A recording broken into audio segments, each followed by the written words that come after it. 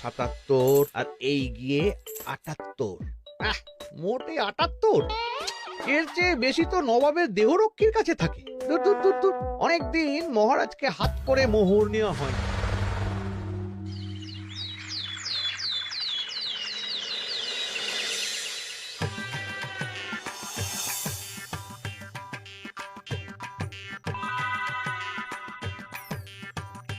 কই গো, কিছু কি ঠিক করলে? রাজকুমারের জন্মদিনে কি উপহার দেবে? হ্যাঁ গো, পেয়েছি, এই দেখো। উমা, এই যে তোমার ছোটবেলা সোনার আংটিখানা। হ্যাঁ গিন্নি, ঠিক ধরেছ। যেটুকু যা গয়না ছিল সবই তো দেওয়া হয়ে গেছে, নহে বিক্রি হয়েছে। আর তো কাউকে কিছু দেওয়ার নেই, তাই ভাবলাম এটাই উপহারে দিই। সে ভালো ভেবেছো। বেশ, আসি তাহলে, ওদিকে সবার দেরি হয়ে যাচ্ছে গিন্নি।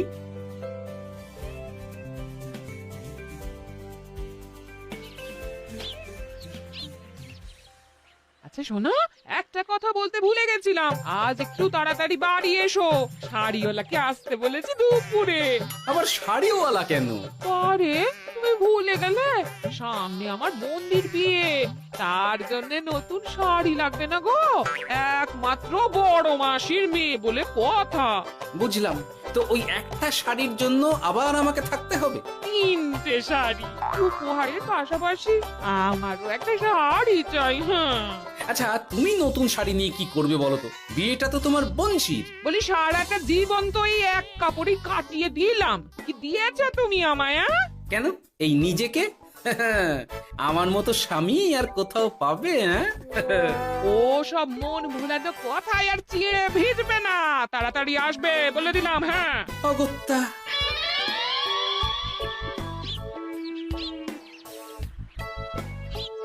দূর, গিন্নিরও যত কথা সব বেরোনোর সময়। আবার তাড়াতাড়ি ফিরেও আসতে হবে শাড়ির জন্য। দেখি মহারাজকে বলি অগ্রিম বেতনের জন্য, না হলে তো শাড়ি কেনা যাবে না। তাও একটা হলে হতো, কিন্তু এনাকেও দিতে হবে। আসলে সত্যিই তো, গিন্নি আমার কত যত্ন আত্তি করে, কিন্তু তাকে আজ পর্যন্ত তেমন কিছু উপহার দিতে পারেনি। না, গিয়ে বলি।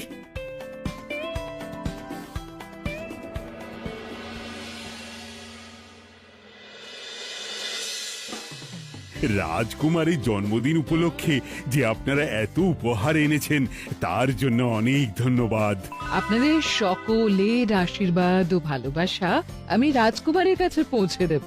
এ আর এমন কি মহারাজ, জানেনই তো রাজকুমার আমাদের সকলের কাছে কত প্রিয়। ঠিক ঠিক। কিন্তু আমি অবাক হচ্ছি, আপনার প্রিয় গোপাল জন্মদিন ভুলে গেছে দেখে। এখনো পর্যন্ত তার কোনো পাত্তাই নেই। হ্যাঁ তাই তো, গোপাল আসেনি কেন? এসে গেছি মহারাজ। তা বলি, এসে তো উদ্ধার করে দিয়েছো। আজ রাজকুমারের জন্মদিন, সে কথা কি মাথায় আছে? ক্ষমা করবেন মহারাজ, আসলে ওই রাজকুমারের উপহার আর গিন্নির আবদার এসবের জন্যই আমার দেরি হয়ে গেল আর কি। এই নিন রানীমা, আমার তরফ থেকে রাজকুমারের জন্য ছোট্ট উপহার। অনেক অনেক ধন্যবাদ গোপাল। তবে মহারাজ, আমারও একটা অনুরোধ ছিল। কি? আমাকে যদি অগ্রিম বেতন হিসাবে কিছু মোহর দেন, তাই নিয়ে আমাকে একটু তাড়াতাড়ি বাড়ি ফিরতে হবে। উনি বলবেন আর ওনাকে দিতে হবে, মামা বাড়ির আবদার। যেটা জানেন না তার মাঝে এত কথা বলেন কেন? হ্যাঁ, আসলে মহারাজ, আমার গিন্নির বোনের মেয়ের বিয়ে সামনে, তাই গিন্নি আবদার করেছে ওই নতুন শাড়ি কেনার জন্য। জানেনই তো বিয়ে বাড়ির কত খরচা, তাই। এ তো খুব ভালো কথা, কিন্তু অগ্রিম বেতন কেন? এমন একটা ভালো খবর দিলে আমার তরফ থেকে তোমার জন্য কিছু মোহর উপহার। এই না। ধন্য মা আপনি, আপনার মতো মা থাকতে সত্যি ছেলের কোনো চিন্তা থাকে না রানীমা। ইস, বেটা আবার সুযোগ বুঝে মোহর পেল। কেন যে আমার এমন হয় না। এবার তাহলে আসি মহারাজ, গিন্নি ওদিকে অপেক্ষা করছে। হ্যাঁ হ্যাঁ, যাও যাও, আজ তাহলে সভা এখানেই শেষ করলাম। মহারাজ, আপনার সাথে আমার একান্তে কিছু কথা আছে। আমি অন্দরমহলে গেলাম। রানীমার আবার হঠাৎ কি হলো, ব্যাপারটা দেখতে হচ্ছে।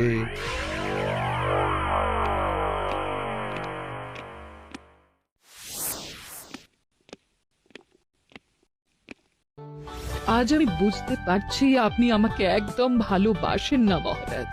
ও কি কথা বলছো রানী? একদম ঠিক বলছি।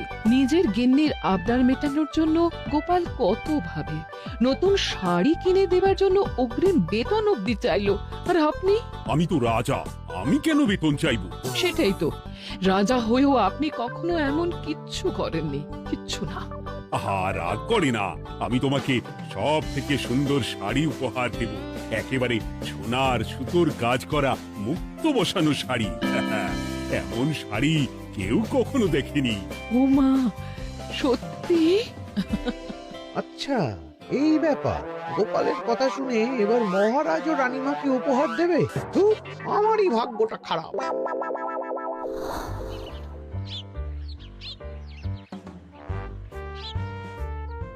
হাজার চেষ্টা করেও গোপালকে আটকানো যায় না।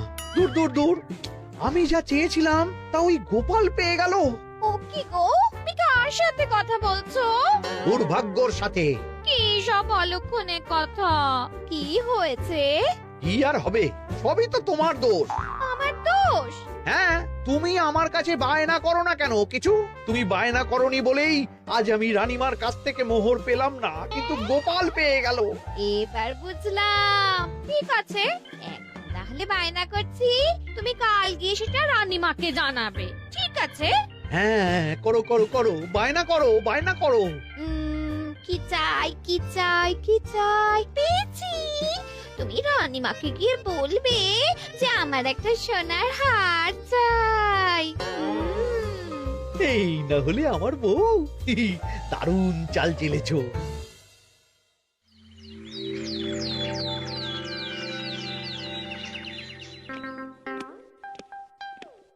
কি গো মন্ত্রী, আজ যে তুমি দেরি করলে বড়। আগে মহারাজ, আমাকে সময় নিয়ে শোনাতে শোনাতে মন্ত্রী মশাইয়ের মনে হয় নিজেরই সময় জ্ঞান খারাপ হয়ে গেছে। তুমি থামো তো মহারাজ, আমারও খুব বড় একটা বিপদ হয়ে গেছে। একমাত্র রানীমাই আমাকে বাঁচাতে পারবেন। আমাকে একটু ওনার সাথে দেখা করার অনুমতি দিন মহারাজ। কিন্তু তোমাদের রানীমা তো এখানে নেই। আসলে জানোই তো যে কুমার অনেক দূরে থাকে, তাই গতকাল রাতেই রওনা দিয়েছে। সে কি, রানীমা নেই? এবার কি হবে আমার? কেন কেন কেন, কি হয়েছে? আসলে মহারাজ, আমার বউ আমার কাছে সোনার হার গড়িয়ে দেওয়ার বায়না করেছে, তাই আমার। বুঝেছি বুঝেছি, চুপ করো তুমি, এখন তোমাকে মোহর দিতে পারবো না। কেন মহারাজ? পরের মাসে দিতে পারবো। আসলে তোমাদের রানীমাকে সোনার সুতো দিয়ে কাজ করা এক শাড়ি উপহার করেছি সদ্য, যার জন্য অনেক খরচ হয়ে গেছে। তাহলে আমার সোনার হার পরের মাসে গড়িয়ে দিও। এটা তো ঠিক না। গোপাল আপনার প্রিয় বলে যখন যা চায় তখনই সাথে সাথেই পেয়ে যায়, আর আমার বেলায় এমন। এমন কোনো ব্যাপার নয় মন্ত্রী। মহারাজ, আপনি বরং আমাকে দেওয়া মোহরগুলো আমার অগ্রিম বেতন হিসেবে ধরুন, না হলে মন্ত্রী মশাই এমন অভিযোগ বারবার করবেন। আহা গোপাল, তোমাকে তো স্বয়ং রানীমা উপহার দিয়েছেন, এসব কিছু করতে হবে না, যেমন আছে তেমনই থাক। ঠিক আছে, আমিও দেখে নেব পরে। কি দেখে নেবে মন্ত্রী? না না, ও কিছু না মহারাজ, পরেই দেখে হার গড়ানোর কথা বলছি।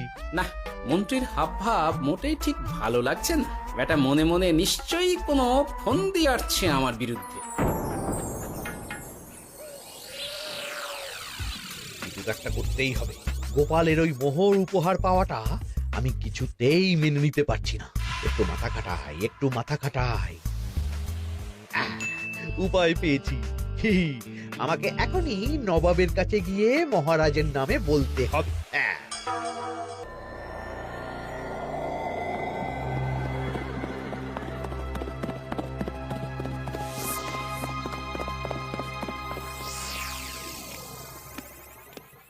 প্রণাম নবাব বাহাদুর। আরে এ যে কৃষ্ণনগরের রাজা কৃষ্ণচন্দ্রের মন্ত্রী, তো হঠাৎ এখানেই কেন? আমি নবাব বাহাদুরকে আন্তরিক ধন্যবাদ জানাতে এসেছি। কিসের জন্য? এই যে আমরা খুব খুশি রাজা কৃষ্ণচন্দ্রের মতো একজন শক্তিশালী রাজা পেয়ে। শুধু সামরিক বলেই নয়, আর্থিক, সামাজিক, রাজনৈতিক সব দিক থেকে। আর এটা সম্ভব হয়েছে আপনার মতো একজন নবাবের মহারাজের ওপর কৃপা দৃষ্টির জন্য। বলতেটা কি চাইছো তুমি?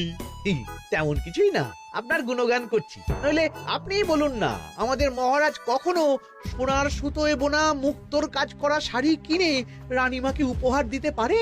কি সোনার শাড়ি? হ্যাঁ, এমন দামি শাড়ি যা হয়তো নবাবের কাছেও নেই। ঠিক আছে, ঠিক আছে, তুমি তুমি এখন আসতে পারো। আর শোনো, আমি তোমাদের রাজ্য পরিদর্শনের জন্য লোক পাঠাবো। কবে কখন সেটা কাল তোমাদের সূচনা পাঠিয়ে দেবো, কেমন? তো, ঠিক জায়গাতেই আগুনটা ধরিয়েছি মনে হচ্ছে। বেশ, ব্যাপারটা আমার মোটেই ঠিক লাগছে না উজির। কৃষ্ণচন্দ্রর মতো এক সামান্য রাজা এত দামি শাড়ি কিনলো কি করে? কালো বাজারি করছে না তো? আমিও একই কথা ভাবছিলাম হুজুর। এক কাজ করো, কালকে কৃষ্ণনগরে খবর পাঠাও। 2 দিন পর রাজকার্য পরিদর্শনের জন্য তুমি সেখানে যাবে। সব খতিয়ে দেখবে, আর কিছু বেগতিক বা গরমিল দেখলে সেটা বাজেয়াপ্ত করে নেবে, কেমন? আজ্ঞে হুজুর।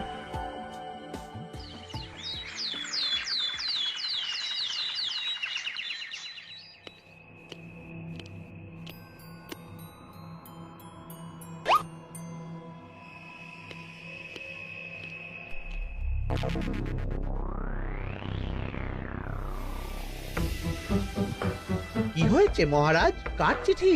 নবাবের রাজকার্য পরিদর্শনের জন্য লোক পাঠাবে 2 দিন পর। এতে চিন্তার কি আছে মহারাজ? চিন্তার বিষয় আছে। নবাব আমার রাজকোষের হিসাবও মিলিয়ে দেখতে চায়। কোনো একটা ভাবে নবাবের কানে আমার সোনার শাড়ি কেনার কথাটা চলে গেছে, তাই সন্দেহ করছে। সে কি কাণ্ড! নবাবকে তো চিনি, ভুল ধরার কোনো সুযোগ ছাড়বে না। আর চিঠিতে পরিষ্কার লিখে দিয়েছে, হিসেবের একটু এদিক ওদিক হলেই সে সব বাজেয়াপ্ত করে নেবে। হায় কপাল, এ সব হয়েছে গোপালের জন্য। অমনি শুরু করে দিলেন। আচ্ছা, আমি আবার কি করেছি বলুন তো? তুমিই তো করেছো। সেদিন যদি তুমি তোমার গিন্নির শাড়ি কেনার কথাটা রানীমার কানে না তুলতে, তাহলে রানীমাও মহারাজের কাছে শাড়ির জন্য বায়না করতেন না, মহারাজও সোনার শাড়ি কিনতেন না, আর নবাবও জানতে পারতেন না। একদম ঠিক কথা বলেছ মন্ত্রী, সব দোষ তোমার গোপাল। মহারাজ, আপনি এমন বলছেন? হ্যাঁ বলছি, কারণ এটাই হয়েছে। দুশ্চিন্তায় এখন মাথা খারাপ হয়ে যাচ্ছে আমার। আমি জানি না তোমার জন্য আজ অব্দি এমন বিপদে কবে পড়েছি। এবার তোমাকেই এখান থেকে বেরোনোর উপায় বের করতে হবে। আর যদি তা না করতে পারো, তাহলে আজ পর্যন্ত তোমাকে যত মোহর উপহার দেওয়া হয়েছে, সেই সব উপহারের মোহর ফেরত দিতে হবে। সব মোহর যে প্রায় খরচ হয়ে গেছে মহারাজ, আবার আমি কোথা থেকে পাবো? সেটা তুমি জানো। এইবার গোপাল ভালো মতো জব্দ হয়েছে। এ যে লঘু পাপে গুরুদণ্ড। গোপাল পড়ল কাঁদে, এমন দেখে মন্ত্রী হাসে আর আমার মনটা কাঁদে।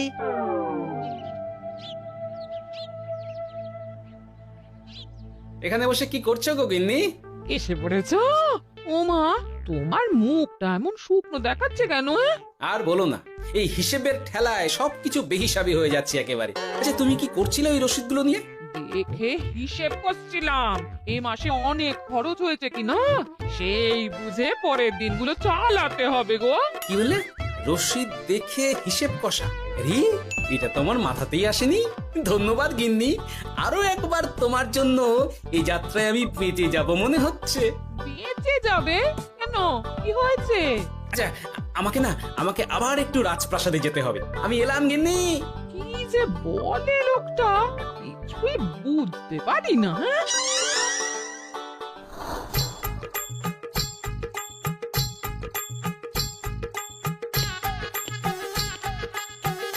আসতে পারি মহারাজ? এ কি গোপাল, তুমি? আর কোনো চিন্তা নেই মহারাজ, নবাবকে হিসেব বোঝানোর উপায় পেয়ে গেছি। কি বলছো? কি উপায়? এই দুদিনে আপনি শুধু সকল প্রজাদের কাছ থেকে পুরনো রসিদ সংগ্রহ করুন, তাহলেই কেল্লা ফতে। তাই নাকি? আর নয়তো কি? তবে এ ব্যাপারে মন্ত্রী মশাইকে কিন্তু কিচ্ছু জানতে দেওয়া যাবে না। শুধু আমি যা বলছি তাই করুন মহারাজ।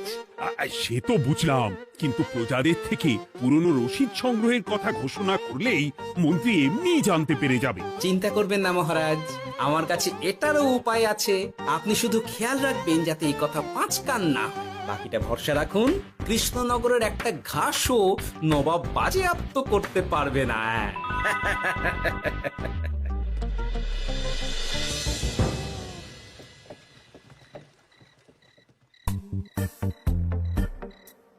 গোপাল দাদু, আমরা সব চলে এসেছি। ভালো সময় এসেছিস, তোদের দাদুর ভবিষ্যৎ এখন তোদেরই হাতে। আপন করে বলছো কেন দাদু?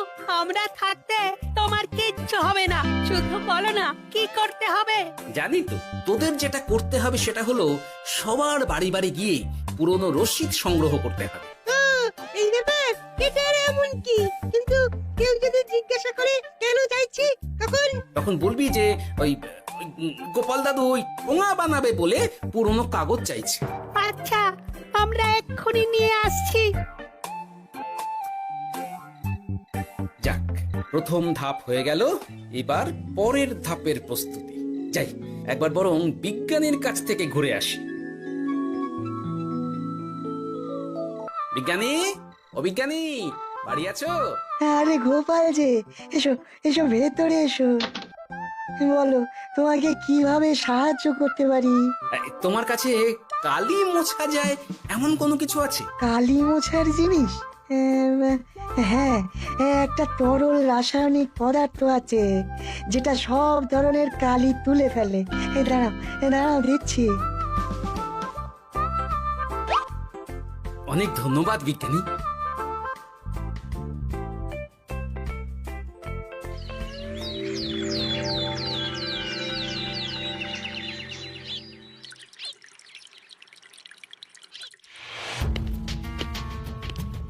আসুন আসুন, আপনার জন্যই তো অপেক্ষা করছিলাম। তাই নাকি? এতটা পথ উনি এসেছেন, আগে ওনার জন্য শরবত ও মিষ্টির ব্যবস্থা করি। এই যে মহারাজ, আমি জল মিষ্টির ব্যবস্থা করে এনেছি, এটাও সাথে নিন। এটা কি? কেন, হিসেব ভোলা ময়রা পাঠিয়েছে এই মিষ্টি ও শরবতের দাম। এর মধ্যে এই কাজের সাথে যুক্ত ভোলা ময়রা আর তার পরিচারকের পারিশ্রমিকও যুক্ত আছে। হ্যাঁ, আসলে আমাদের মহারাজ তো প্রতিদিনের খরচ খুব হিসেব করে চলেন, তাই। ও, আমি একটু বসবো?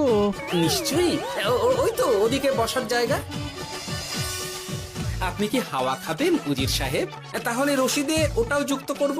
মশকরা হচ্ছে? আহা, রেগে যাচ্ছেন কেন? আপনার সাথে মশকরা করার মতো স্পর্ধা আমার নেই উজির সাহেব। আসলে মাসের শেষ তো, তাই একটু বেশি হিসেবে চলতে হচ্ছে আর কি। আমাকে হিসেব দেখাচ্ছ? আর রাজা কৃষ্ণচন্দ্র যে সোনার সুতোয় বোনা শাড়ি কিনতে পারলো, সেটার হিসেব কোথায়? একটা সামান্য রাজা এত অর্থ পায় কোথা থেকে? এ আবার কেমন কথা? মহারাজ যা কিনেছেন সেটা তো তার জমানো অর্থ দিয়েই কেনা। আমি বিপথে কোনো কাজ করি না। সেটা তো রাজকোষের হিসেব দেখলেই বোঝা যাবে। শুনে রাখো গোপাল, একটুও যদি হিসেব এদিক ওদিক দেখি না, তাহলে সব বাজেয়াপ্ত করে দেব। কোনো চালাকি নয়, কোনো চালাকি নয়। বেশ, তবে করুন হিসেব। আমাদের কাছে কিন্তু সব কিছু রসিদ আছে। কই গো, আনো সব, আনো আনো।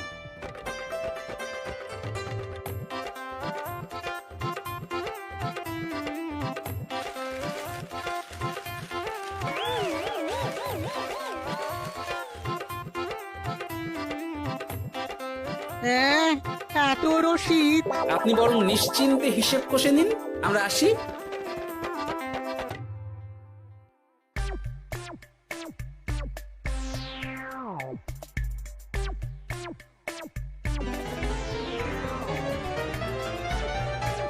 বাবারে, এত হিসেব কষে কষে তো মাথা ঝিমঝিম করছে, খিদেতেও পেট চুই চুই করছে। আপনার হিসেব কত দূর উজির সাহেব?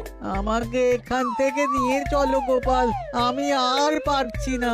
ও কি, অঙ্ক কষে কষে তো আপনার সব শক্তি শেষ হয়ে গেছে দেখছি। আচ্ছা চলুন চলুন চলুন, কিছু মুখে দিয়ে দিন, তাহলেই শক্তি আসবে। তাই চলো।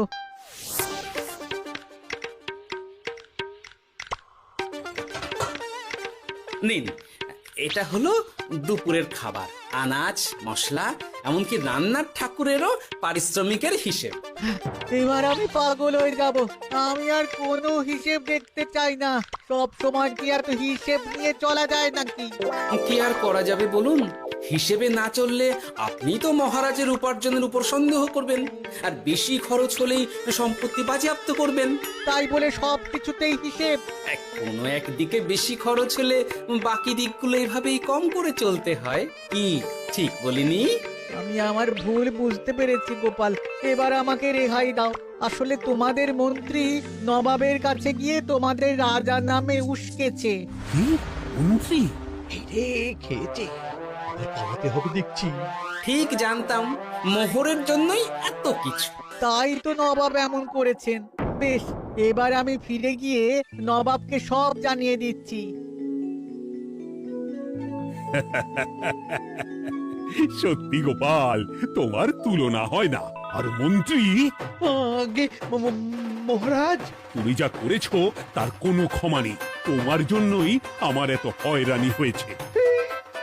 ভুল হয়ে গেছে, আমাকে ক্ষমা করে দিন মহারাজ। গোপালের ওপরে হিংসে করে এমন করেছি, আর হবে না। একটা সুযোগ দিন মহারাজ। হ্যাঁ মহারাজ, সুযোগ দিয়েই দিন। বেশ, তবে তোমার শাস্তি হলো রানীমাকে আমি যে সোনা শাড়ি কিনে দিয়েছি সেটার পুরো দাম তোমাকে আমায় দিতে হবে। হ্যাঁ?